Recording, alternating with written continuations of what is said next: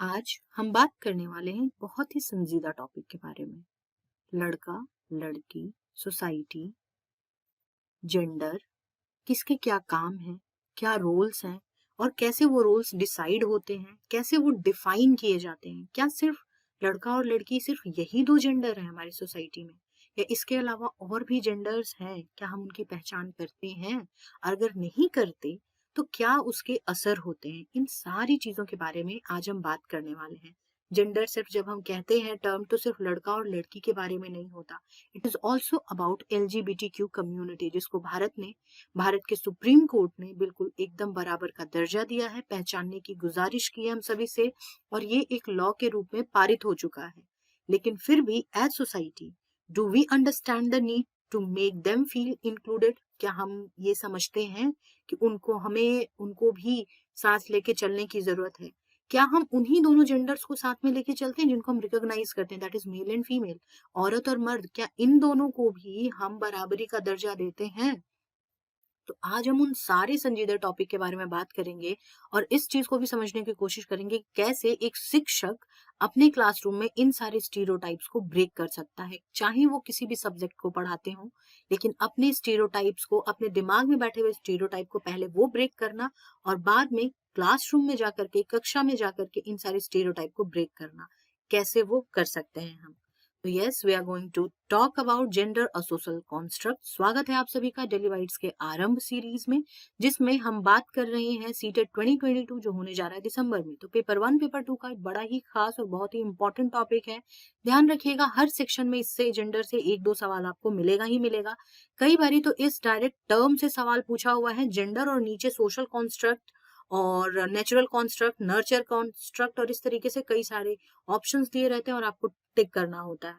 तो gender is a social construct, यहीं से आप बात ध्यान में रख सकते हैं। और बाकी जितने टॉपिक्स हैं, उन सारे टॉपिक के वीडियो लेक्चर को अवेल करने के लिए आप हमारे चैनल के प्लेलिस्ट CDP सीरीज आरंभ में जाइए, जहां पे आपको बहुत सारे लेक्चर बिल्कुल एकदम सीक्वेंस में बने हुए मिलेंगे। और साथ में आपको मिलेगा क्वेश्चनेयर प्रैक्टिस का भी सीरीज, दैट इज क्वेश्चनेयर 1, 2, 3, और इसी प्रकार कई सारे क्वेश्चनेयर जिसमें कि सीटेट में गत वर्षों में पूछे हुए सवालों को बहुत अच्छे से ब्रेक करके बता रखा है कि किस प्रकार कोई सवाल को हम टैकल करेंगे, उसमें वो कौन सी की पॉइंट होंगे जिनसे कि हम आंसर तक पहुंच सकते होंगे। तो इन सारी चीजों के बारे में एक बढ़िया डिस्कशन हो रखा है उन सारे लेक्चर्स में, तो जाइए देखिए और अपनी तैयारी को ब्रश एवं बूस्ट कीजिए। फिलहाल हम बात करते हैं जेंडर और सेक्स की, हाउ दे आर डिफरेंट। तो देखो, जेंडर और सेक्स में एक सबसे बड़ा डिफरेंस है कि सेक्स इज बायोलॉजिकल, आपको जो नेचर ने प्रोवाइड किया है बाय डिफॉल्ट, जो मेल या फीमेल है। और जेंडर वो है जो सोसाइटी हमें बनाती है। कमला बसिन का एक बहुत ही इंपॉर्टेंट स्टेटमेंट है, नोबडी, आई रिपीट, कोई भी औरत पैदा नहीं होती है, nobody is born as women, something like that is said. तो सोचो कि हम एज सोसाइटी किसी को कैसा बना देते हैं। दैट इज बिकॉज कि हम जेंडर जिसकी बात कर रहे हैं वो एक सोशल कॉन्स्ट्रक्ट है, हम सभी को रिकॉग्नाइज करवाते हैं, see you are a boy, you have to do a certain role, and similarly you are a girl and you have to be in a certain way.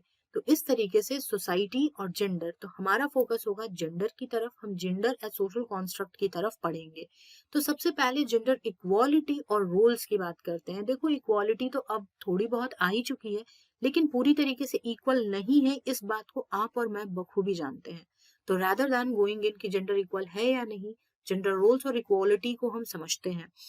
Basically बहुत ही dominant concern है आजकल की हमारी society का, because equality refers to equivalent qualification, abilities, capabilities, that's it. ये नहीं कि सिर्फ हमें मेट्रो में सीट चाहिए या बस में सीट चाहिए या फिर ऑटो रिक्शा में हमें बैठना है। No, it is not like that. It is more than that, it is far more than that. वो सिर्फ सीट की लड़ाई से कहीं ज्यादा आगे है। इक्वालिटी मीन्स बेसिकली सिंपली कि सेम राइट्स हैं तो सेम अपॉर्चुनिटीज भी होनी चाहिए, सेम सैलरीज भी होनी चाहिए, कुछ ऊपर नीचे नहीं होना चाहिए। जेंडर का आइडिया बेसिकली ये है कि अज्यूम्ड, बेसिकली एक वर्ड यूज किया हुआ यहाँ पे, अज्यूम्ड डिफरेंसेस, जो हमने अज्यूम कर लिया है कि मेल और फीमेल के बीच में कुछ ही सर्टेन डिफरेंसेस हैं, और उसी आधार पे उनके रूल्स जो डिसाइड किए हैं, वो सारे जेंडर इक्वालिटी और रोल का पार्ट आता है। अब सबसे बड़ा बात है कि इक्वालिटी की जब हम बात करें तो यानी इनइक्वालिटीज लाई करती हैं तभी। तो इनइक्वालिटीज में सबसे पहला कि सेक्स कौन सा है, मेल है या फीमेल है, उसी के अनुसार उम्र, किस उम्र में हम ये बात कर रहे हैं। 25 वर्ष की लड़की के लिए कायदे अलग होते हैं और वहीं पे लड़के के लिए कायदे अलग होते हैं, चाहे वो 26 वर्ष का हो। कास्ट, किस कास्ट को किस तरीके से देखा जा रहा है, इकोनॉमिक स्टेटस क्या कहता है, कैसे है, पर्सनालिटीज कैसी है, sometime it is also about personalities की मेल और फीमेल की पर्सनालिटीज कैसी हैं।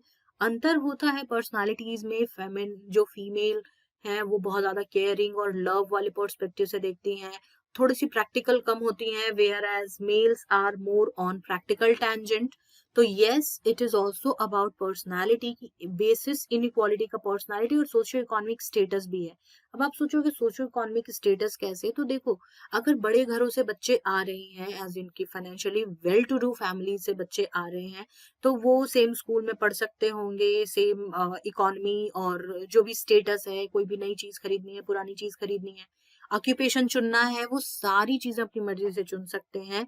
लेकिन जैसे वो सोसाइटी में वो जो स्ट्राटा डिफाइंड है ना कि दिस इज इकोनॉमिकली बढ़िया क्लास, दिस इज इकोनॉमिकली थोड़ा सा लोअर क्लास और थोड़ा सा डिप्राइव्ड सेक्शन, तो धीरे धीरे आप डिप्राइव्ड सेक्शन की तरफ आओगे तो you will get to know कि जितने डिप्राइव्ड सेक्शन की तरफ हम आ रहे हैं उतना ही ज्यादा ऐसा पाया जाता है कि जो लड़कियां हैं they have been said to कि ठीक है घर बैठ जा, तू घर बैठ जा, भाई पढ़ लेगा, तूने पढ़ के क्या करना है, तू थोड़ा सा मम्मी की मदद कर दे, तू थोड़ा सा हाथ बटा दे दादी की, ये सारी चीजें हो जाती हैं।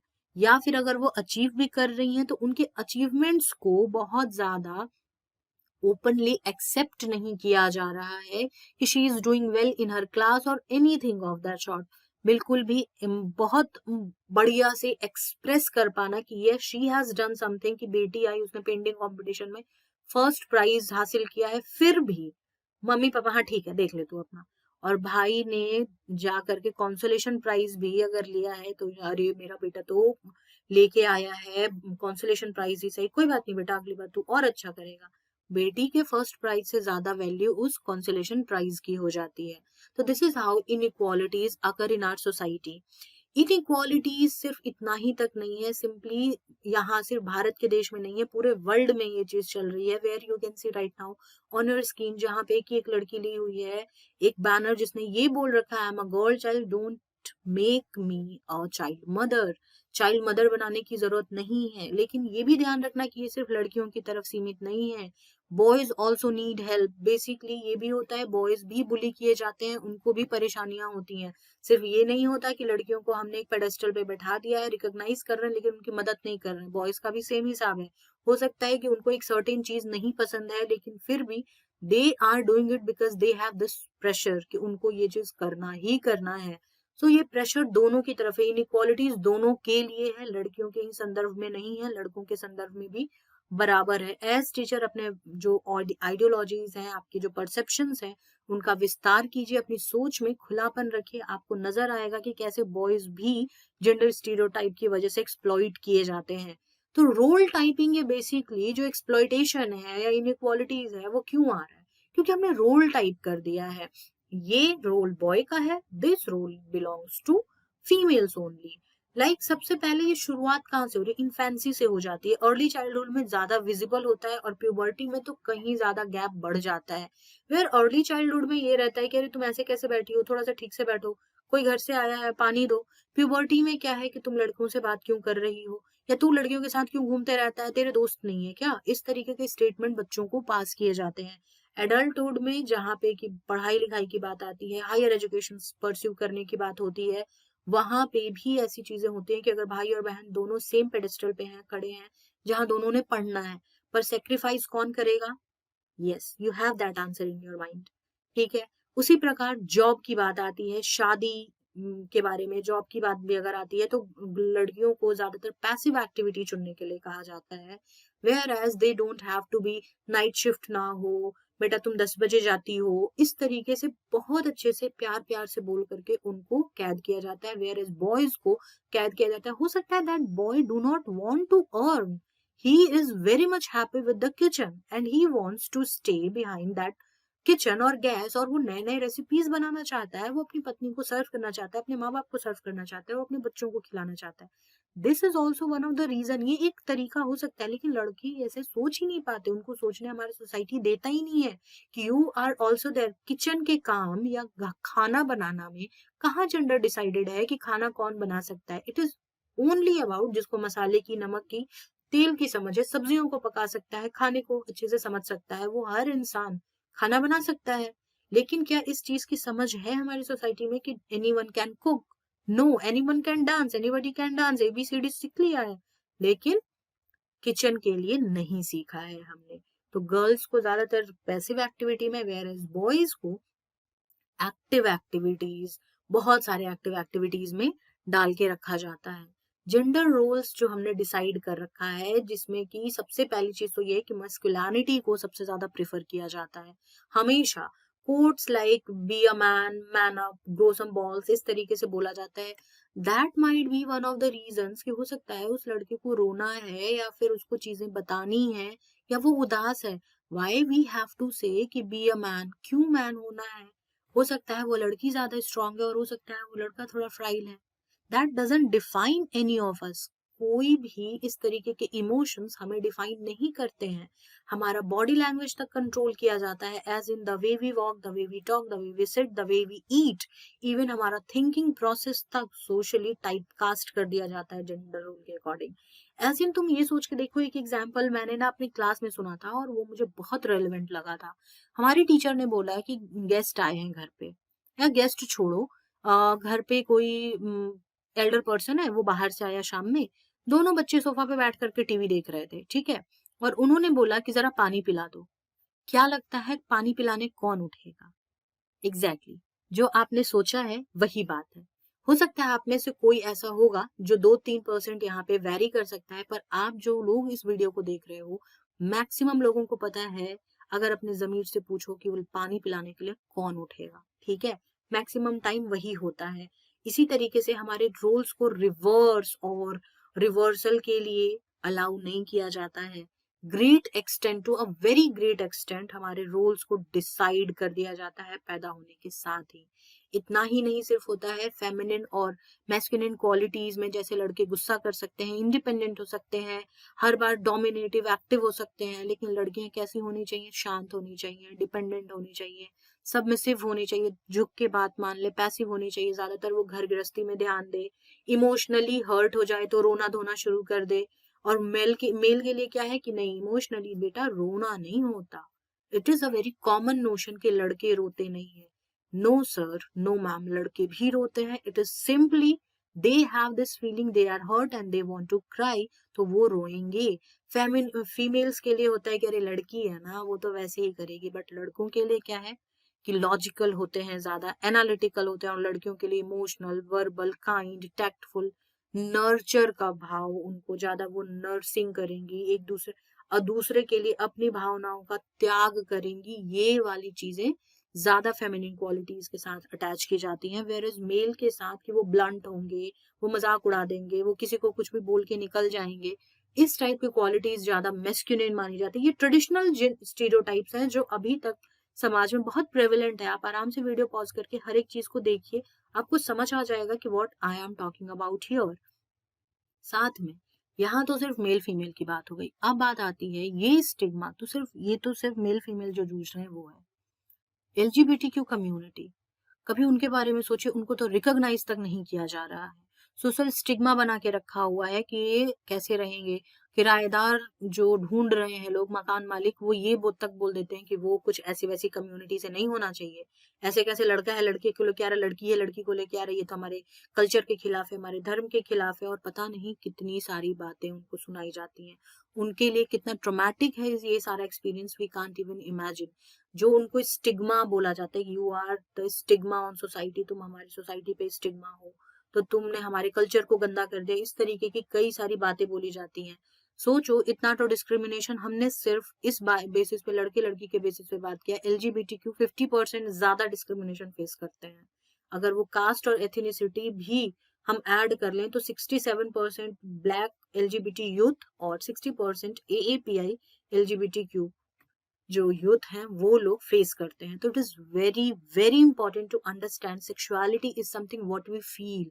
हम क्या फील करते हैं, it has nothing to do with our society और कल्चर और कास्ट, क्रीड, रेस से, इनसे किसी चीज से लेना देना नहीं है. What we feel about our self, be open towards it, be vocal towards it. It is very important to accept your self. पहले तुम खुद को एक्सेप्ट करो, उसके बाद सोसाइटी तुम्हें एक्सेप्ट करेगी. Like here we can see कि ओल्ड वाइट मैन जिसने क्या लिखा है कि the proud father of a gay son, and the women has written wonderful gay son, blessed with a wonderful gay son.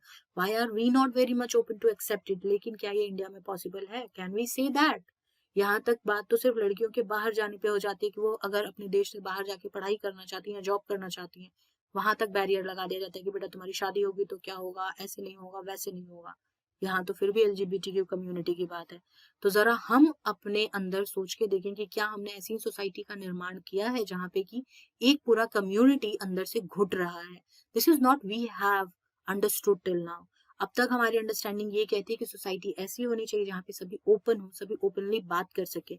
इसकी जिम्मेदारी किसकी है? इसकी जिम्मेदारी आती है हम टीचर्स पे. यकीन मानो टीचर्स आर मैजिकल क्रिएचर्स, क्योंकि वो क्लासरूम में बैठे बैठे नेशन के फ्यूचर को शेप कर रहे होते हैं. वही फ्यूचर बनेगा जो तुम्हारे क्लासरूम में आज बेंच पे बैठा पढ़ रहा है. तो अगर उसके माइंड को तुमने इन्फ्लुएंस कर दिया, तुमने सब कुछ कर लिया. फिलहाल खुद को इन्फ्लुएंस कीजिए डेली वाइट्स के साथ. हमारी वेबसाइट दैट इज www.dailybites.in. आप जब वहां जाएंगे, आपको वहां पे कोर्सेज और मॉक टेस्ट पेपर के सेक्शन में जब आप नीचे की तरफ आओगे तो आपको मिलेगा एक पूरा डेडिकेटेड टाइल जो होगा सीटेड के ऊपर.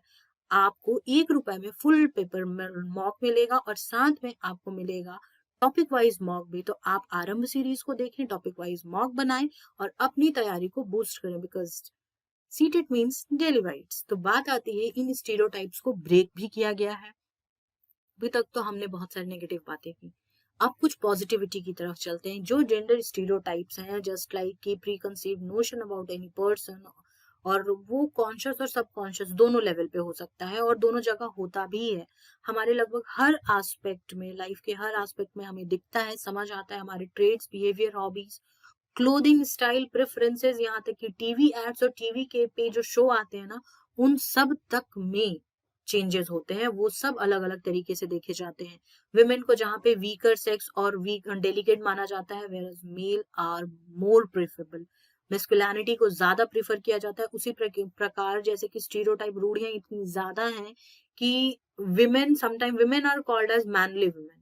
अरे ये तो बेटी नहीं बेटा है. No, she is a girl and she is बेटी. तो वो बेटी को बेटी ही रहने देते हैं, राइट? बेटी भी बहुत सारी चीजें कर सकती हैं और बेटे भी बहुत सारी चीजें कर सकते हैं. तो ये बेटी नहीं मेरा बेटा है कह करके प्राउड लेना छोड़िए.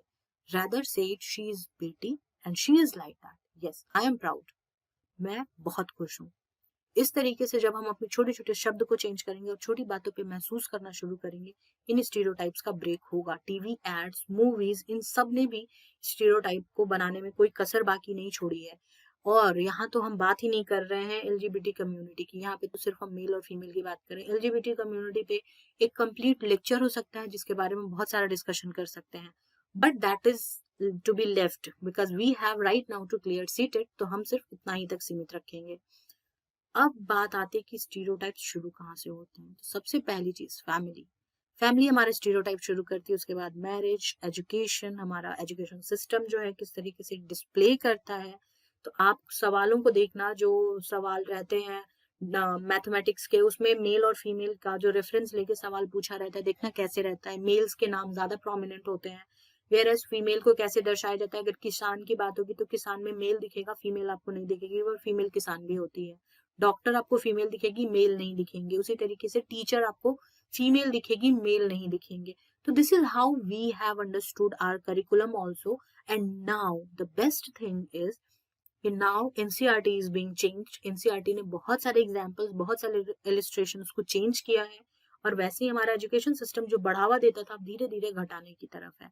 whereas media has also played its very tremendous role, even in increasing also और डिक्रीजिंग पे तो धीरे धीरे अब काम कर ही रहा है. जेंडर का जो बायसेस है वो सिर्फ इतना ही तक नहीं है. जेंडर सब्जेक्ट इमेज से रिलेटेड भी है, जैसे कि बायोलॉजी है, नर्सिंग है, होम साइंस है, ये सब्जेक्ट्स फीमेल लेंगी. Whereas physics, chemistry, mathematics, ये सारे, एस्ट्रोफिजिक्स, ये सारे जो सब्जेक्ट्स होंगे वो मेल के लिए ज्यादा माने जाते हैं.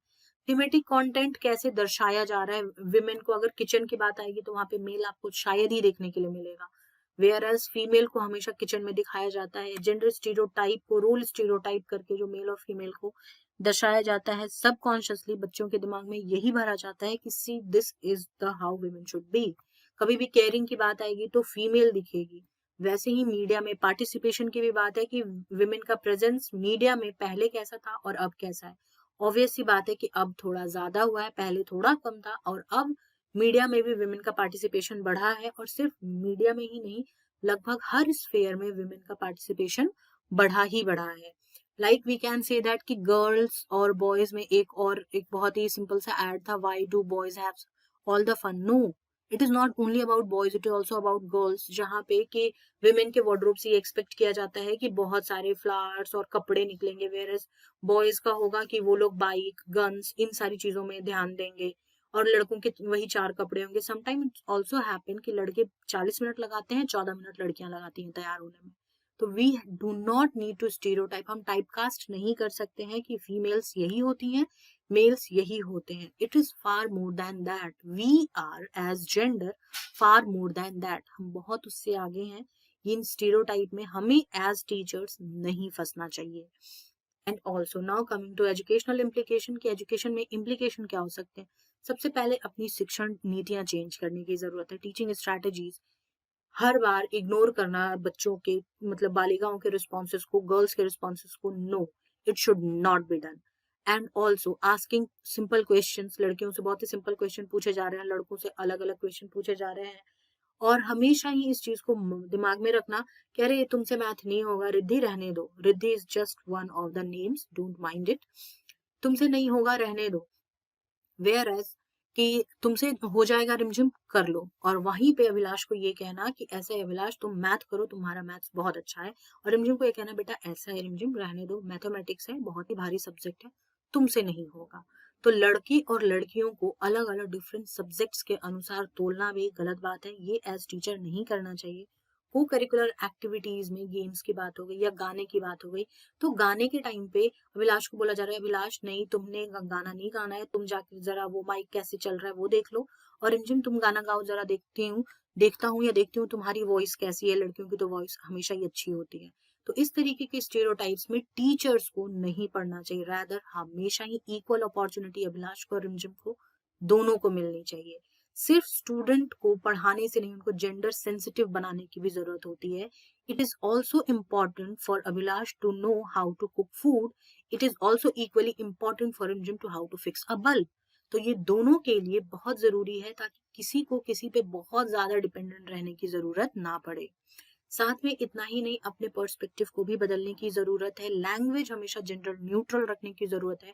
जस्ट लाइक कि चेयरपर्सन चेयरमैन नहीं होना चाहिए, मैन मेड की जगह ह्यूमन मेड रिसोर्सेज आप यूज करोगे, तो धीरे धीरे जब आप अपने में चेंजेस लाओगे तो आपके इर्द गिर्द भी परिवर्तन होते हुए नजर आएंगे। पाठ्य पुस्तक को ध्यान से देखिए, और अब जो चेंजेस आए हैं उनको अपने क्लास में इम्प्लीमेंट करने की लाउड स्पेस में जरूरत है। और लास्टली, ये सारी चीजें हम अगर कर दें, लेकिन फिर भी अगर मेंटल स्पेस में एक्सेप्टेंस नहीं आई है कि yes females are no lesser than males, and males are not always like कि एग्रेसिव होते हैं या बदतमीज होते हैं, दे आर ऑल्सो ह्यूमंस, उनका भी लालन पालन होता है, तो उनको भी हम चेंज कर सकते हैं, उनको भी अच्छी चीजें सिखा सकते हैं। मेल्स भी बहुत केयरिंग हो सकते हैं और फीमेल्स भी बहुत रूड हो सकती हैं। तो दोनों के लिए हम सारे पर्दे ओपन रखते हैं। इंसान होना चाहिए, that's it. Your crime, your aspirations, your dreams has nothing to do with your gender, mind it. And lastly, gender sensitization हम कैसे करेंगे, तो सबसे पहले बच्चों को एक्सप्लेन करें कि जेंडर का मीनिंग क्या है, जेंडर लिटरेसी बढ़ाने की कोशिश करें, रिलेशंस बताएं, लड़कों को और लड़कियों को इक्वली ट्रीट करना शुरू करें, उनको ये बताएं कि बेटा क्यों जरूरी है बराबर होना।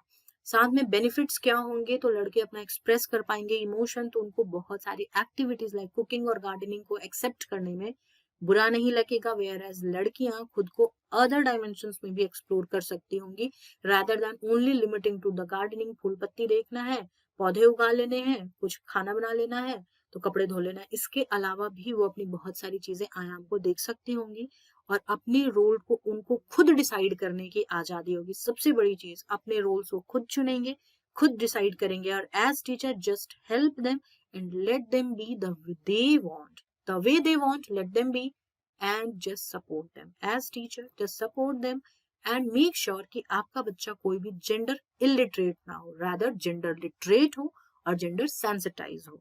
So this was it for this video. आप हमारे Telegram channel that is teacher education resource group, उससे जुड़ सकते हैं और उसी ग्रुप में आपको मिलेंगे बहुत सारे क्विज। जैसे ही 7:30 बजते हैं आरंभ सीरीज का लेक्चर आता है, साथ में वहां पे कई सारे क्वेश्चन आते हैं क्विज के फॉर्मेट में, तो जाइए अपनी क्विज दीजिए और हर दिन अपनी तैयारी को ब्रश और बूस्ट कीजिए। साथ में कोई सीटेट टेस्टेड से नोटिफिकेशन है और कोई भी नए वीडियो के अपडेट है वो भी आपको अर्लीस्ट पॉसिबल उस ग्रुप में मिल जाएंगे। तो जाएं, जुड़ें और हर चीज को एट अर्ली प्राप्त करें। कोई डाउट, कोई कंफ्यूजन है तो आप मुझसे इंस्टाग्राम के थ्रू जुड़ सकते हैं। I will be there helping you out and the handle is just right in front of you. जाएं, जुड़ें और अपने डाउट्स एंड कंफ्यूजन को मुझसे पूछें। Until then, stay tuned, stay connected to Daily Bites. Do follow our Amba series. God bless you all.